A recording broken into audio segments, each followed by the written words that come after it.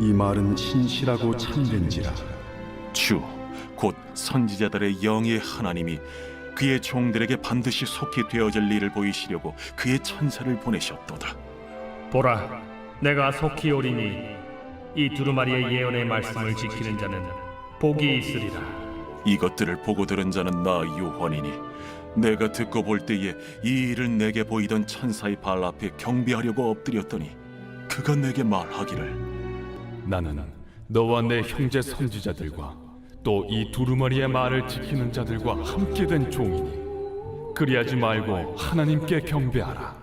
이 두루마리의 예언의 말씀을 인봉하지 말라. 때가 가까우니라. 불의를 행하는 자는 그대로 불의를 행하고 더러운 자는 그대로 더럽고 의로운 자는 그대로 의를 행하고 거룩한 자는 그대로 거룩하게 하라. 보라, 내가 속히 오리니 내가 줄 상이 내게 있어 각 사람에게 그가 행한 대로 갚아주리라. 안녕하십니까 근수 가족 여러분, 매일 말씀의 김예찬입니다. 계시록의 말씀이 이제 마지막 장으로 들어갔죠. 어제 본문이었던 새 예루살렘이라는 이야기를 끝으로 본문의 성격의 어떤 계시록이 끝나게 되고, 오늘부터 내일까지 이제 이틀이면 계시록의 묵상 말씀이 끝납니다.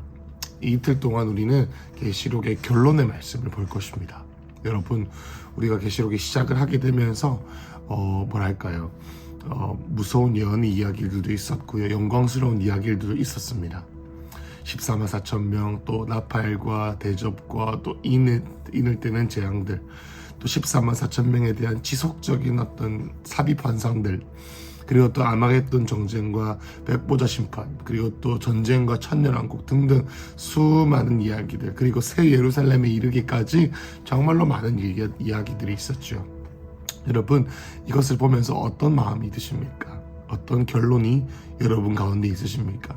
여러분, 계시록을 읽으면서 뿌듯한 마음도 있으실 것입니다. 내가 드디어 계시록을 뗐다, 계시록을 알았다라는 그런 기쁨도 잠시. 여러분, 우리가 이제 이것을 결론을 내리고 이제 다음 묵상 본문으로 들어가게 됩니다.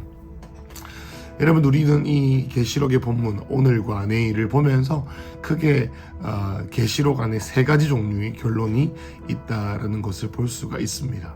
첫 번째는 뭐냐면은 하나님께서 얼마나 이 예언, 이 계시록의 말씀이 신실하신 하나님의 말씀인지에 대해서 주님께서는 이 결론의 말씀을 통해서 드러내시고요.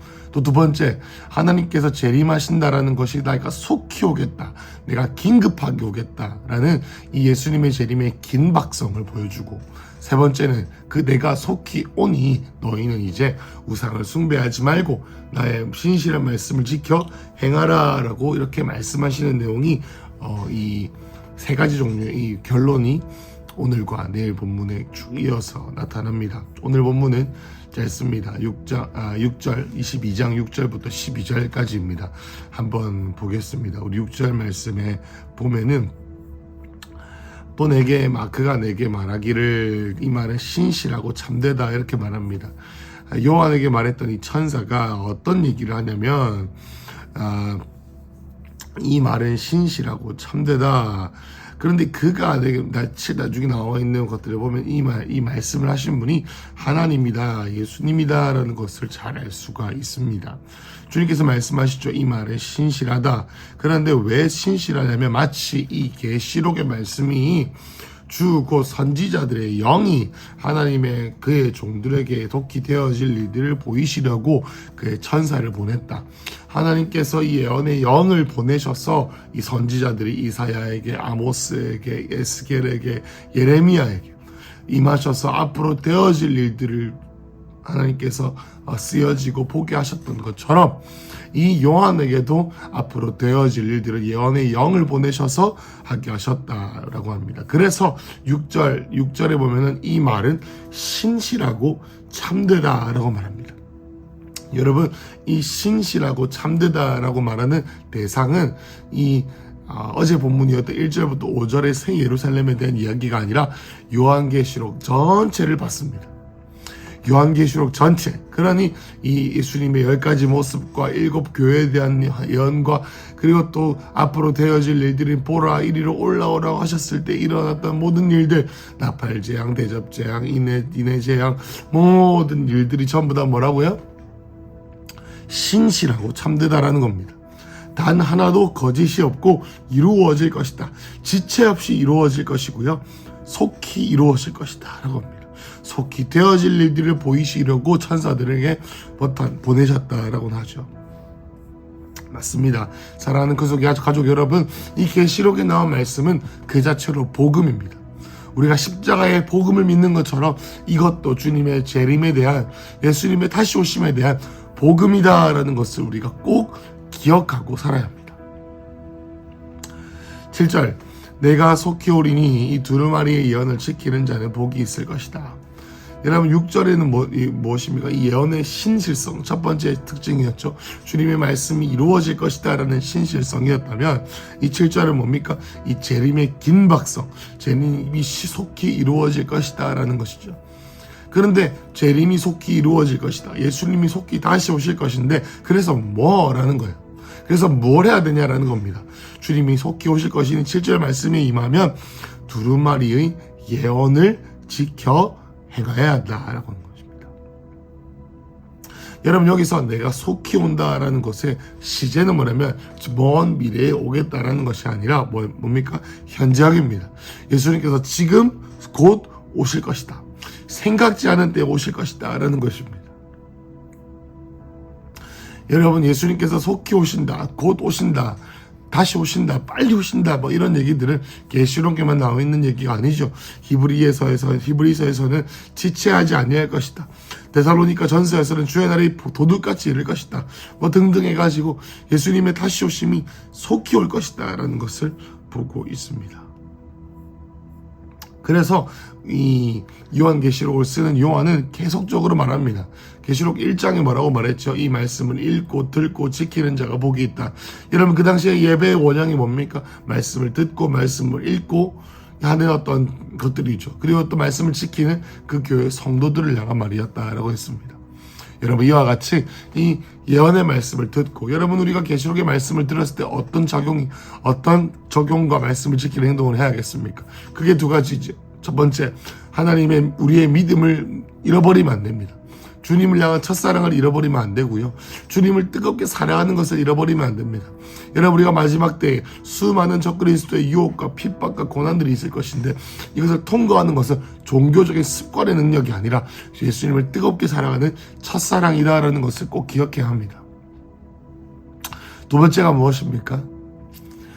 두 증인, 복음을 전하는 삶을 살아야 된다라는 것이죠. 그래서 이것이 예언의 말씀을 지킨다.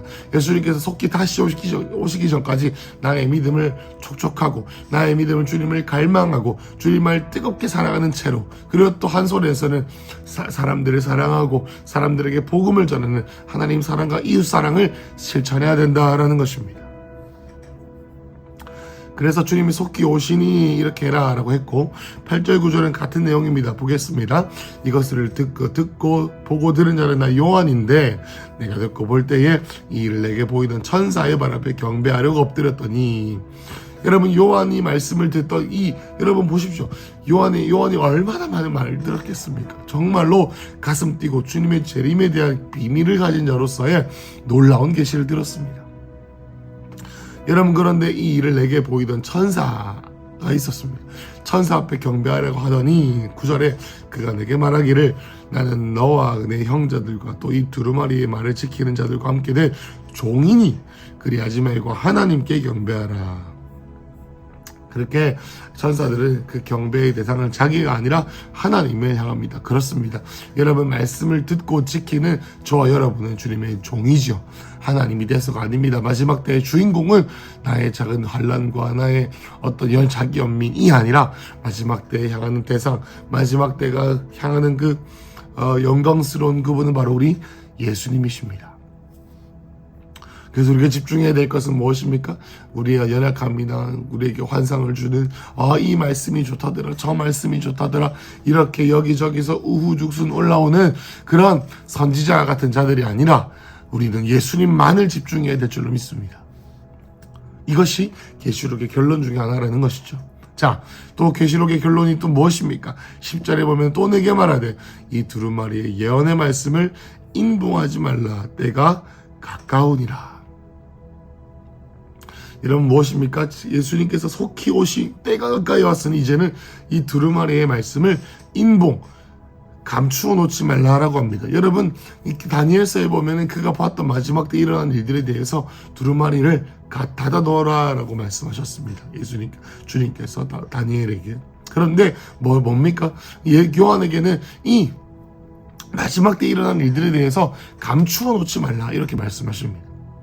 그 말은 뭡니까? 이 예언의 말씀이 그냥 무서운 얘기, 스산한 얘기, 나에게 복 주는 얘기가 아니라 핍박의 얘기, 이렇게 터부시하지 말고 감추어 놓지 말고 훤히 드러내어라라는 거예요. 그 어떤 말씀보다도 교회가 알 필요가 있고 모든 사람들이 들어야 된다라는 것입니다. 왜요? 때가 가까이 오고 있기 때문이에요. 재림이 점점 긴박하게 있으니 이 다시 오심 주님의 재림의 복음에 대해서 이제 우리가 감추고 터부시하고 알지 않으려고 하면 안 된다라는 겁니다. 이 예언의 말씀은 무엇입니까? 마지막 때 일어날 실제적인 세상 가운데 크고 작게 그리고 점진적으로 더 분명하게 드러나게 될 이 일들입니다. 그 말은 뭐죠? 우리의 모든 인생이 이제 적그리스도 그리고 또 다시 오심에 맞게 우리의 삶이 정렬되어야 된다는 것을 시사하는 것이죠. 여러분 우리가 잘 아는 종교개혁자 칼빈이 있습니다. 칼빈. 여러분 칼빈은요 개혁주의라고 하는 신학을 만든 사람입니다. 그리고 우리가 너무나도 사랑하는 이 합동교단의 신학적인 뿌리를 기틀을 잡은 사람이기도 하죠. 칼빈 그는 너무나도 위대해서요 성경의 처음부터 끝까지 모든 성경을 전부 다 성경을 자세하게 집필했습니다.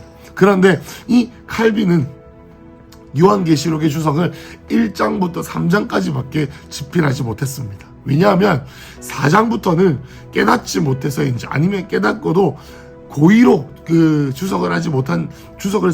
해석을 쓰지 못한지는 알 수 없습니다만은 칼빈조차도 이 계시록의 말씀을 실제로 이 세상 가운데 이 계시록이 이런 뜻이다라는 것을 쉽게 말하지 못했습니다. 여러분 우리는 칼빈 이 중세 시대의 그 시대상에서는 절대로 표현할 수도 없고 드러낼 수도 없고 해석할 수 없고 풀어낼 수 없는 일들을 지금 우리는 이 말씀을 통해 풀어내고 있습니다.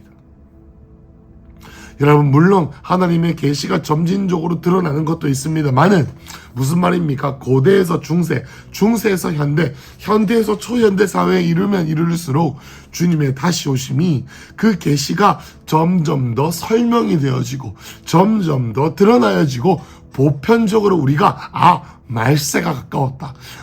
주님이 가까우실 때가 됐다라는 것을 깨닫는다라는 것이죠. 여러분 예수님의 재림에 대한 복음이 점점 더 주의 교회에게 드러나고 있음을 봐야 합니다. 그래서 우리는 이 말씀을 10절 말씀처럼 인봉하지 말고 더 드러내야 되고 전해야 되고 두 증인처럼 엘리야의 능력과 모세의 능력으로 산을 옮기고 불을 떨어지게 하여 이 전반기 환란이 오기까지 주님을 최대한 전해야 될 줄로 믿습니다. 교회를 크게 하기 위함이 아닙니다. 복음이 진전하기 위해서 내 삶이 어떻게 살아야 할까요? 11절 보죠. 불의를 행하는 자는 그대로 불의를 행하고 더러운 자는 그대로 더럽을 것이다. 그런데 의로운 자는 그대로 의를 행하고 거룩한 자는 그대로 거룩하게 하라. 여러분 이 말씀은 무엇이겠습니까? 이 세상의 마지막 때까지 세상에서는 하나님을 대적하는 자들은 여전히 그리할 것이고 또 하나님을 뜨겁게 사랑하고 주님을 더 갈망하고 갈급한 자들은 더 깊이 주님을 구하게 될 것이다라는 거죠. 이 양극단이 더욱더 심해질 것이다라는 것입니다. 그렇지만 이 세상에 공존하게 될 것입니다. 하나님께서 세상을 심판하실 때까지 하나님께서는 잃어버린 영혼들을 돌아오게 하기 원하십니다. 나 한 마리의 양을 내버려 두고 잃어버린 한 마리의 양을 찾기 위해 전전하는 목자처럼 주님께서 우리와 함께 하실 것입니다. 그래서 우리는 모든 사람의 구원의 문이 닫기 전까지 하나님의 음성을 전하고 예언의 말씀을 인봉하지 아니하고 전해야 될 줄로 믿습니다. 자, 12절에 보면 마지막 절입니다. 보라, 내가 속히 오리니 내가 줄 상이 있어. 각 사람에게 그가 행한 대로 갚아주라. 여러분, 또 주님께 속히 오신다고 말씀하십니다. 여러분, 계시록의 결론에 계속 주님 말씀하시죠. 내가 속히 온다. 내가 다시 온다. 내가 속히 온다. 이 말씀은 신실하다. 이 말씀을 이루어질 것이다 라는 거예요. 여러분, 그래서 어떻게 해야 합니까? 첫 번째 7절 말씀은 뭐였죠? 하나님의 말씀을 지켜 행하라 라는 거예요. 그리고 또 예언의 말씀을 임봉하지 말고 전해라 라는 거예요. 12절이 뭡니까? 네가 행한 대로 갚아주겠다라는 거예요. 주님께서 우리에게 오실 때 심판주로 오시죠. 근데 심판주로 오실 때 하나님의 말씀을 지켜 행한 자들에게는 주님께서 기쁨의 신랑으로 오시지만 그 일을 말씀대로 행하지 아니하고 주님을 대적한 자들에게는 심판주로 오십니다. 여러분, 주님의 재림의 목적 중에 하나가 무엇일까요? 그것은 바로 이 행위에 근거한 주님의 심판입니다. 여러분, 우리가 구원받는 것은 우리의 믿음이 맞습니다. 그렇지만 주님께 재림하실 때에 우리의 상급과 우리에게 갚아주시는 그 정도는 100% 우리의 행위인 줄로 믿습니다. 이것은 잠언, 그리고 예레미야, 로마서, 베드로전서 할 것 없이 성경을 관통하는 성경의 교훈 중에 하나입니다. 뿐만 아니라 백보자 심판에서도 우리가 행한 대로 그 심판의 그리고 또 상급의 크기가 결정이 되죠. 여러분, 의로운 자, 완전한 자, 하나님께 행위로 말미암아 마지막 때의 사명을 충실하게 지킨 자에게는 하나님의 의로우신 보상이 있고요. 그리고 악하고 게으른 종같이 하나님의 사명을 이루지 아니하고 이 땅에서 짐승과 세상에서 주는 모든 쾌락과 안녕 가운데에 내 마음을 빼앗긴 채로 하나님을 대적하고 결국에 짐승을 숭배한 자들에게는 심판이 있게 됩니다. 말씀 마무리하죠. 여러분, 계시록은 철저하게 이 복음의 메시지가 있습니다. 어떤 복음입니까? 하나님 나에게 복 주신다라는 그런 복음 아니고요. 내가 하나님이 나의 주되심을 인정하면 나에게 구원을 주신다라는 십자가의 복음이 아니고요. 바로 재림에 대한 복음입니다. 무엇입니까? 크게 세 가지의 결론이 있다 했죠.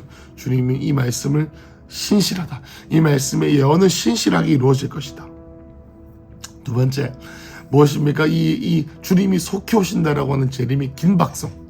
그리고 세 번째, 주님이 속히 오시니 우리는 우상을 숭배하지 아니하고 복음을 전해야 한다. 하나님을 사랑하고 이웃을 사랑해야 된다라고 하는 이 사명에 대한 이 결론이 이루어지는 복음이다라는 것이죠. 그래서 우리는 이 복음의 메시지인 예언의 말씀을 감추지 아니하고 뭔가 이해할 수 없는 내용들로 가득 차여져 있는 책이 아니라 모든 사람이 들을 수 있을 뿐만 아니라 이제 전해야 되는, 여러분, 중세시대 때 칼빈의 때에는 모든 사람이 이해하지 못했던 이 계시록의 말씀을 이제는 점점 더 주님의 다시 오심에 대한 양상들이 분명해지게 되면서 이제는 어떻게 해요?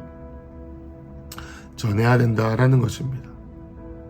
주님의 말씀은, 이 예언의 말씀이, 계시록의 말씀의 결론이 무엇이겠습니까? 주님의 말씀 이루어진다라는 것이고 주님이 속히 오신다라는 것이고, 그리고 그러니 우리가 똑바로 깨어서 주님의 마음을 전하고 주님을 뜨겁게 사랑하며 살아야 한다는 것입니다.